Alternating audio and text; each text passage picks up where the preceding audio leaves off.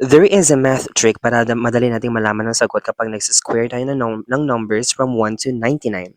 So, ang gawin natin, draw 3 lines and then, ito, first step is to, square natin to. So, that will be 3 squared. Ang sagot is 9. And then, gawin natin to. Itong 1, square din natin. So, 1 squared, ang sagot is 1. And then, para makuha natin itong part na to, yung gagawin is imo-multiply natin itong 3 by 1 and by 2. So, 3 times 2, times 1. Ito yon 3, wait, 3 times 1, yung first digit at saka second digit, then multiplied by 2. So, yung sagot para dito is 3 times 1, 3 times 2, that is 6. So, therefore, ang sagot or ang sagot para sa 31 squared is 961. Di ba? Madali lang. Next, para naman dito sa 51 squared. Okay. The same step, square the first term, which is 5. So that is 25. Then square the last digit, which is 1. So 1 squared, that is still 1. And then itong next natin na gagawin is i-multiply natin yung first digit by second digit, then multiplied by 2.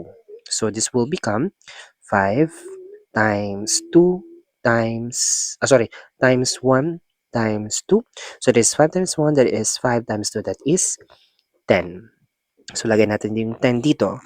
Kung mano-notice ninyo, dapat ilalagay natin is isang digit lang dito dapat sa middle. So yung gagawin, itong 1, i-carry over natin dito kay 5. So, ang magiging sagot is 1, copy natin si 1, natin dito si 1, copy si 0, and then 1 plus 5, that is 6, then copy si 2. So, yung squared, o yung sagot para sa 51 squared is 2,601. Diba? Madali lang.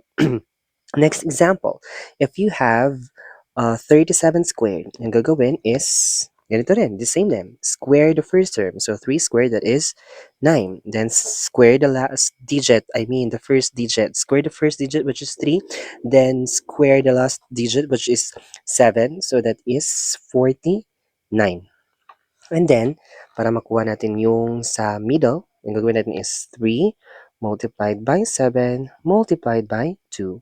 So 3 times 7, that is 21, times 2, that is 42.